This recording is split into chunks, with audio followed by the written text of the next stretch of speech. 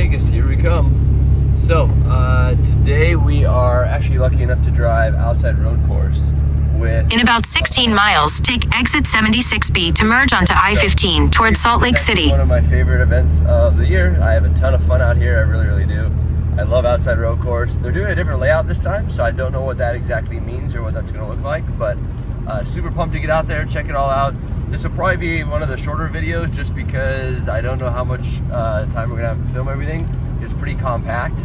It's very cold outside. It's 44 degrees right now, so a little cold for me, but it should warm up to maybe mid 60s to low, yeah, like low to mid 60s. So that would be good to, good enough. So anyways, all right, I have about a half an hour drive. I'm leaving my buddy Brian's house from Henderson and I'm headed on over. So yeah, stay with me. I'll see you guys shortly. Here we go.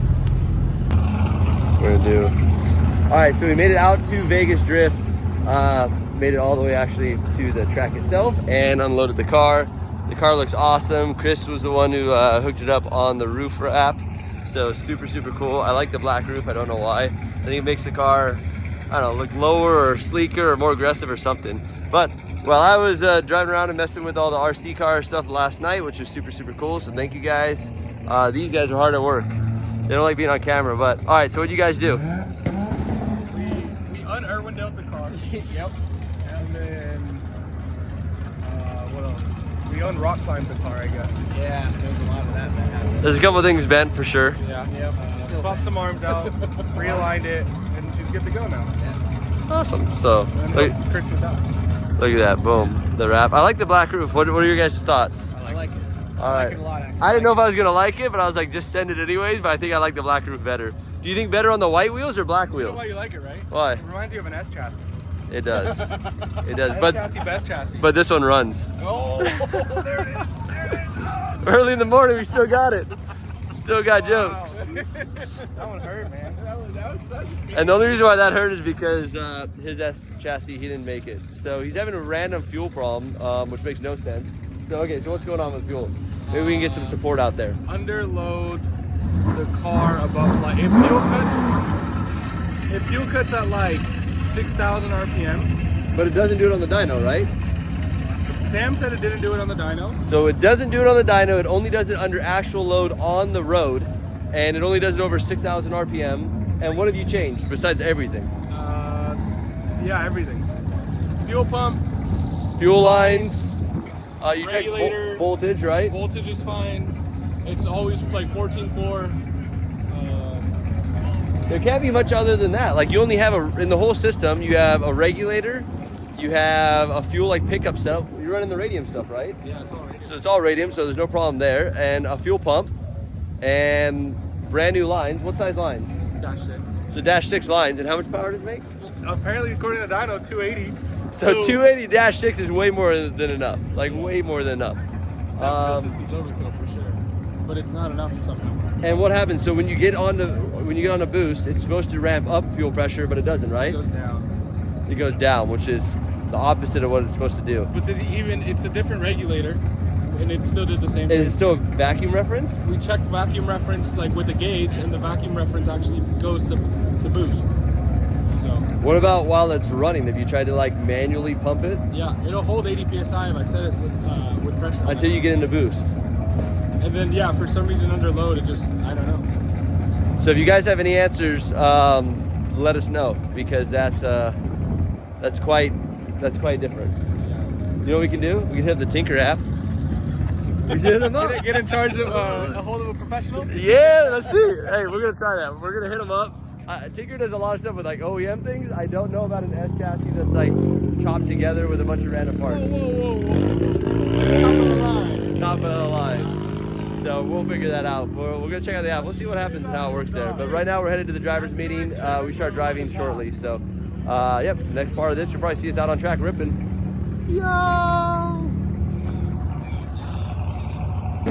right, so we got Habibi driving the race car. We're really far away though.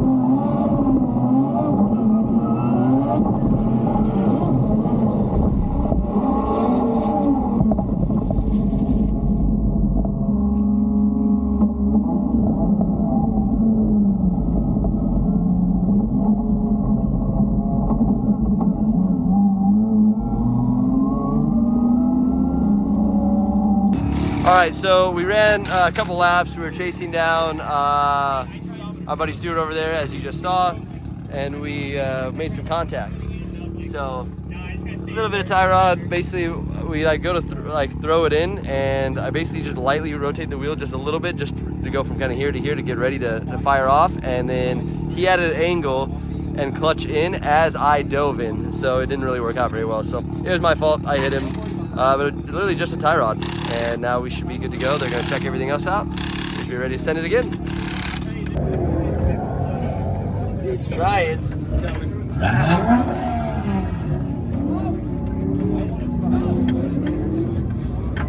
There we go.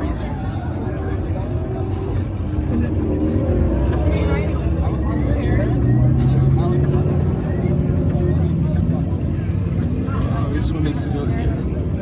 Okay, so.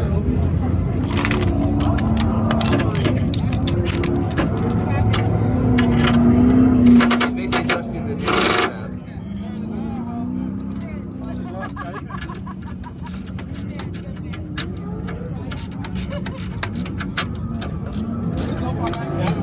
So we just set it up.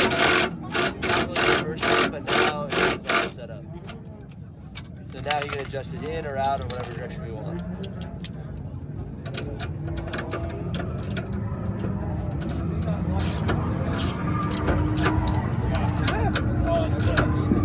Nope, that's it. Okay. We'll let them get to it.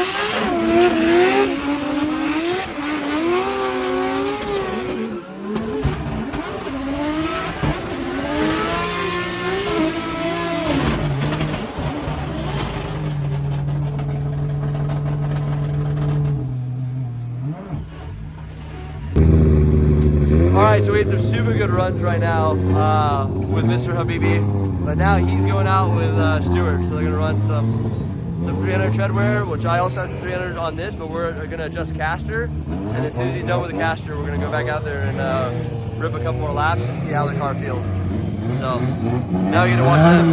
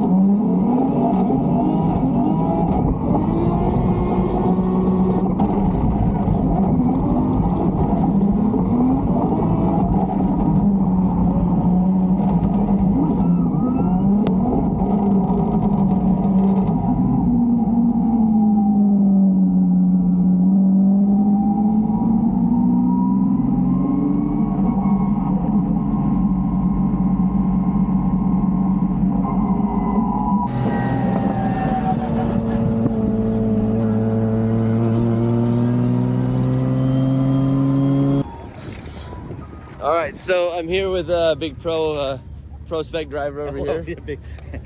I'm with the big pro drivers. What you mean? No. Yeah. This guy, I remember when he was driving his, what is it? What was the first other one, the car? 350? So 350Z when I met him. That's why in my phone man. he's still 350 Josh Vegas, which is funny because now I can't find him in my phone. And then from there he went to RX-8. Your favorite car ever. That was my favorite car ever. That car would just randomly come apart for no reason. I remember, That's accurate, yeah. what was that? We initiated somewhere and I got like covered in glass. Oh yeah. That was in Arizona, right? Yeah, he hit absolutely nothing. Right in Like the middle of the track. literally nothing. Just initiated in, and the side window out of the RX-8 just came over and like smashed my window, went in my face. Luckily I had a helmet on and a visor down. But yeah, it was a good time. But do you remember the advice you gave me the first time I met you? It was like my second or third day driving with the I don't. 350 at AVS. I don't remember. I came over and I was like, hey, any advice? Because I don't know what I'm doing. And you say, yeah, stay on the black stuff. Oh yeah. That's because ABS was small there. They were getting ready to make it wider, so that was when it was like the original super narrow. And it was, every and drop off huge was like drop this offs. far. And he's Yeah. like, I want to have fun today. Like, what do you recommend? I'm like, stay on the black stuff. Yeah. And what I do my first lap? Did not stay on the black went stuff. right off. I got stuck like teeter-tot. Yeah, that was good. So yeah, it was a unique experience. And then he went to a vet. Yeah. Now he's got 2 vets and got rid of all the other cars, which I think was a big plus. And he's killing it. He's doing great. He's in pro spec, got his license basically like his first year, trying to make it happen. And yeah, he's doing good. What's the plan for next year?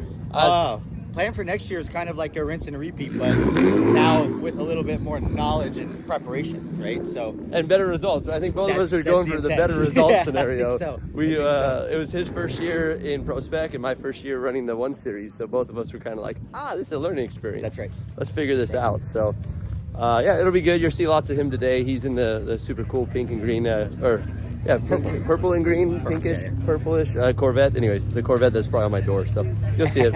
We're headed to a driver's meeting right now. So we're gonna shut this off and participate.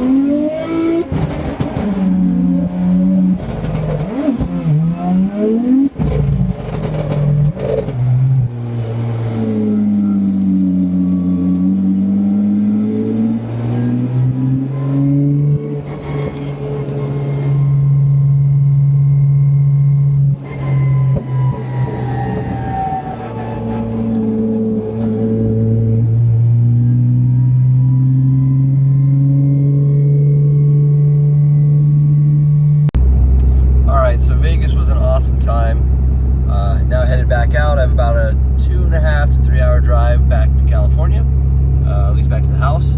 So that's kind of a wrap for this time. But yeah, Vegas, we will see you guys again soon. Thank you for watching. It was just a quick one-day turnaround trip. That's the new stadium if you guys haven't seen it. Everything on the strip is pretty much kind of shut down right now for all the Formula One stuff happening. And that'll be here in 2 days, 3 days. So Formula One's happening soon. We're headed back to California for our Hot Pit Auto Fest, which is kind of our, you know, last big event of the year. And then, yeah, off to other countries. So thank you guys for watching. I appreciate you. Bye Vegas, thank you for having us. And yeah, we will continue racing. See everyone soon. All right, check it out. Happy Black Friday, everyone. So we have a rear kit from Garagistic. This is basically their new bolt, which is thicker here, so you can run your normal thread on the diff, so you don't have to drill the diff out. But M14 all here. That accompanies with the rear bushing, and whatever bushing you get for the front, also get for the rear ears. These are the new rear ear like sleeves for the bushing, which are super cool. Oh, there we go. So you press the bushing in, and then this guy goes right in on top of it. And it goes wham. So it locks the whole entire thing together. So it's nice and sealed and good to go. Top hat, obviously, so you don't blow that out. Rear trailing arm pocket, rear subframe pockets, and rear trailing arms, the actual front bolts. So this is all going in this car, and you guys can get the rear kit as well at Garagistic. So go check them out. Whoop.